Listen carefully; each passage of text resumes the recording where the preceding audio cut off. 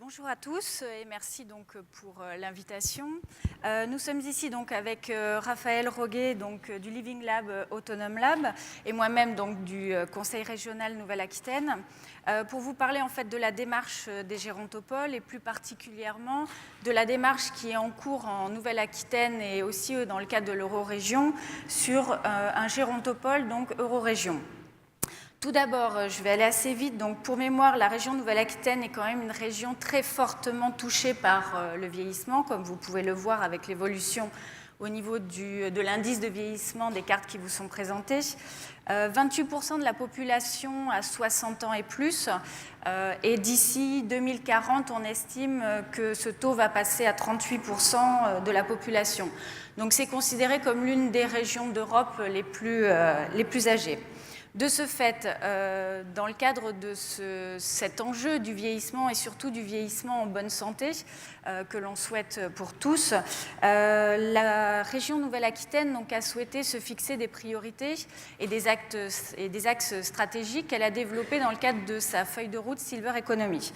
Je ne vais pas rentrer dans les détails de cette feuille de route parce que vous aurez vers 13h la présence de Madame Janson, qui est notre conseillère régionale déléguée à la Silver Economy et à la santé, donc qui vous présentera un peu plus dans le détail la politique Silver Economy.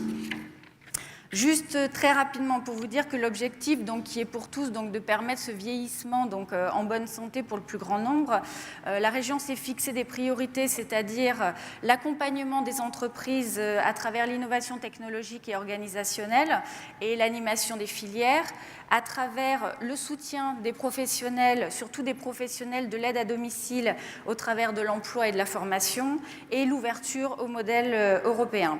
Tout ceci en tenant compte de deux grands principes qui sont à la fois la confrontation permanente à tout ce qui est valeurs sociales et éthiques, qui est quand même un élément très important pour nous, et une politique partenariale à travers la valorisation de l'accompagnement des initiatives locales. Hop, c'était donc ça. Je passerai donc rapidement sur le fait que nous souhaitons une innovation qui soit possible, accessible et utile au plus grand nombre.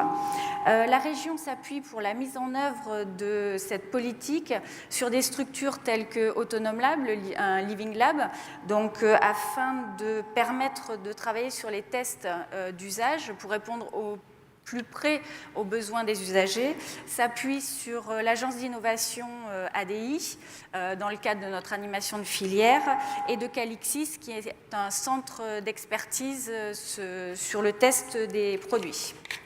Voilà. Hop. Du coup, je passe vite et voilà. Tiens. Merci.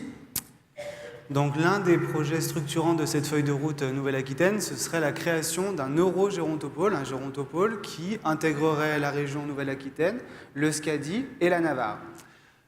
Et donc qu'est-ce qu'un gérontopole? Vous pouvez vous poser la question de manière tout à fait légitime.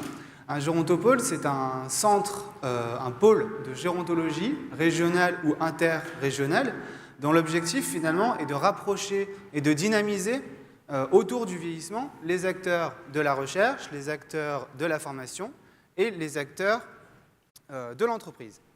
C'est un centre d'excellence et d'innovation, c'est une plateforme d'action collective et c'est un centre de recherche et de formation. Ce sont les trois grands contours qui peuvent caractériser l'ensemble des gérontopoles en France. Donc en France, un certain nombre de gérontopoles sont apparus peu à peu, avec le soutien de l'État et sur initiative locale, le plus souvent. Ils apparaissent comme un outil de politique publique et territoriale au service de la gérontologie et de l'innovation. Derrière cette définition commune des gérontopoles, on se rend compte que finalement, il y a autant de définitions que ce qu'il y a de gérontopoles en France. Donc ici, vous pouvez observer les gérontopoles qui sont actifs, d'accord? Donc ils sont tous en activité, sauf deux d'entre eux, le gérontopole Provençal-Côte d'Azur et donc le futur eurogérontopole de Nouvelle-Aquitaine, Euskadi et Navarre. Donc pour bien comprendre les différences entre gérontopoles, je pensais vous en présenter deux qui existent. Le premier, c'est le gérontopole de Toulouse, donc, qui est un gérontopole créé en 2007 sur initiative du ministère de la Santé et qui est à la base une expérimentation qui cherche à structurer une expertise, une recherche gérontologique, une recherche pharmaceutique, une recherche épidémiologique et sociologique autour du vieillissement de la population. Les 3 axes stratégiques de ce gérontopôle créé en 2007 sont la maladie d'Alzheimer, la fragilité et le maintien de l'autonomie, et la recherche clinique en EHPAD. Un EHPAD est un établissement hospitalier pour personnes âgées dépendantes. Ce gérontopôle de Toulouse est profondément focalisé sur la recherche médicale. Vous avez ici projeté un certain nombre de projets structurants portés par ce gérontopôle, qui, en plus des 3 axes stratégiques énoncés précédemment, intervient également sur des axes transversaux, qui sont la nutrition, l'activité physique et les nouvelles technologies. Un gérontopôle donc qui est profondément axé sur la recherche médicale, mais qui est également ouvert peu à peu à la silver economy. En effet, une commission chargée d'accompagner les projets innovants dans la région de Toulouse a été créée, notamment en collaboration avec Toulouse Métropole, avec Midi-Pyrénées Innovation et avec un pôle de compétitivité. Et des projets très concrets émergent de ce partenariat, notamment le suivi au domicile des personnes âgées à risque de perte d'autonomie, notamment grâce aux nouvelles technologies. Donc on voit bien la logique. D'abord, on développe des programmes de recherche qui permettent d'identifier des personnes en situation, ou potentielle du moins, de perte d'autonomie. Et ensuite, on cherche des solutions en termes de nouvelles technologies qui peuvent permettre l'accompagnement de ces personnes. Un deuxième gérontopôle, celui des Pays de la Loire, donc dans la région de Nantes, qui est un exemple singulier parce que lui est profondément ancré dans son territoire et cherche à valoriser le développement économique. On a aussi de la recherche, notamment médicale, dans ce gérontopôle, mais l'un des axes les plus structurants, c'est le développement économique et les territoires.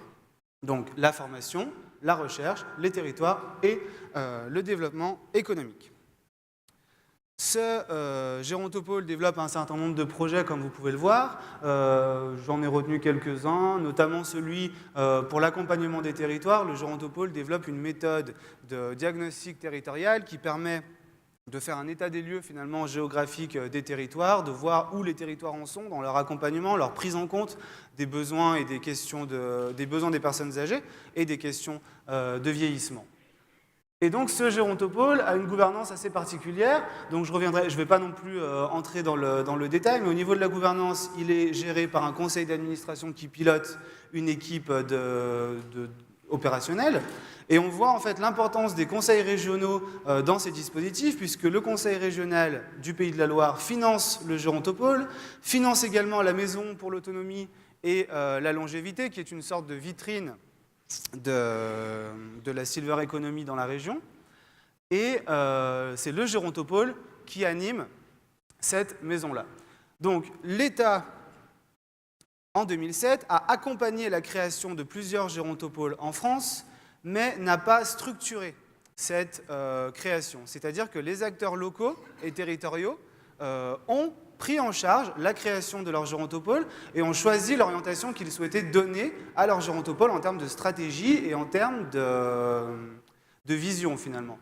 Et donc, cela amène à avoir une grande dimension territoriale dans les gérontopoles, puisque ce sont les territoires qui choisissent quelle orientation ils veulent donner à leur gérontopôle. Et donc, on pourrait presque s'interroger sur la distinction qu'il y a en français, un peu en anglais, je ne sais pas si cette distinction existe en espagnol, mais entre gérontopôle et gérontopole. Donc, en anglais, ça pourrait donner gérontopole and gérontopolis, because the polos, en grec, donc le pôle, et polis, en grec, la cité. Dans un cas, cela renvoie au lieu précis d'interaction entre acteurs. Dans un quartier, on va mettre des centres de recherche, des universités, des centres de formation, des entreprises, et faire en sorte qu'à l'échelle du quartier, donc, il y ait des dialogues qui se créent entre ces différents acteurs. Le deuxième cas, gérontopolis, renvoie à la police, la ville, donc finalement à un territoire. Puisque quand on parle de ville, on parle de région urbaine avec un centre-ville, mais aussi des espaces ruraux. Et on sait à quel point les espaces ruraux sont importants dans la question du vieillissement.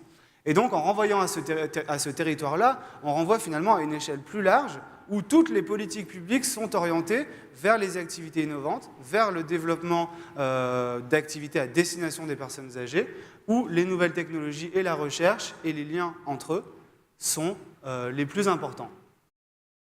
Et donc, cet ancrage territorial-là est très important pour nous. Et c'est là le sens que l'on souhaite donner à la création d'un eurogérontopôle qui engloberait donc la Nouvelle-Aquitaine, le Scazie et la Navarre, en essayant de faire en sorte que cet eurogérontopôle soit territorialisé véritablement. Et donc, je rends la parole à ma collègue pour vous parler de ce projet. Donc oui, comme vous pouvez le voir, c'est un projet donc, qui est à l'échelle Eurorégion, qui serait en fait une particularité, on va dire, des gérontopoles, puisqu'il n'y en a aucun qui existe de cet ordre. Le travail donc, a déjà démarré donc, entre les partenaires qui sont bien évidemment la région, qui sont l'ARS, qui sont les universités, aussi on va dire les CHU et d'autres représentants du Pays Basque.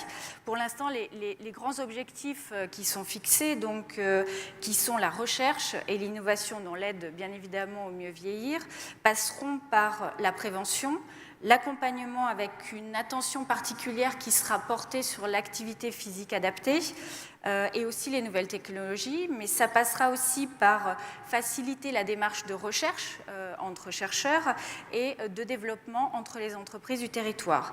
Et ce sera aussi une façon de rendre plus lisible l'offre régionale dans le domaine du vieillissement. Il existe déjà de nombreuses collaborations donc, entre les partenaires dont je vous ai parlé, que ce soit à travers des projets européens tels que Ithaca ou ICT4Silver, mais aussi un projet que vous connaissez peut-être qui était porté dans le cadre du partenariat Eurorégion, qui était le projet Chronicity Valley. Voilà. Pour finir, pour vous dire, donc, ce gérontopôle, donc, il est en construction. En effet, tous les acteurs se sont réunis déjà plusieurs fois et nous sommes aujourd'hui donc, dans le cadre de la mission de préfiguration. Si je suis ici accompagnée par la structure Autonome Lab, le Living Lab Autonome Lab, c'est parce que cette préfiguration va être confiée donc, au Living Lab. Il y aura en fait comme objectif, ce sera de définir donc, le contour des partenariats. Ce sera de définir la gouvernance et de définir donc les financements et le modèle économique approprié.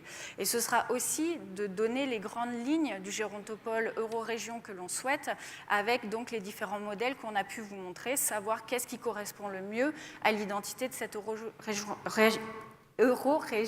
gérontopôle, je vais y arriver. En choisissant Autonome Lab, donc c'était surtout voilà, pour considérer que nous sommes dans une mission où nous souhaitons aller au plus près des usagers et donc permettre d'avoir ces tests d'usage qui nous donnent ces données sur le besoin que la personne a au quotidien. Et en fait, nous cherchons en région Nouvelle-Aquitaine nos grand principe, comme je vous l'ai dit tout à l'heure, c'est d'investir, donc, que ce soit dans l'accompagnement ou au niveau des entreprises ou d'autres partenariats, mais de garder toujours cette idée que l'on souhaite que ce soit toujours possible, utile et accessible aux personnes âgées. Voilà.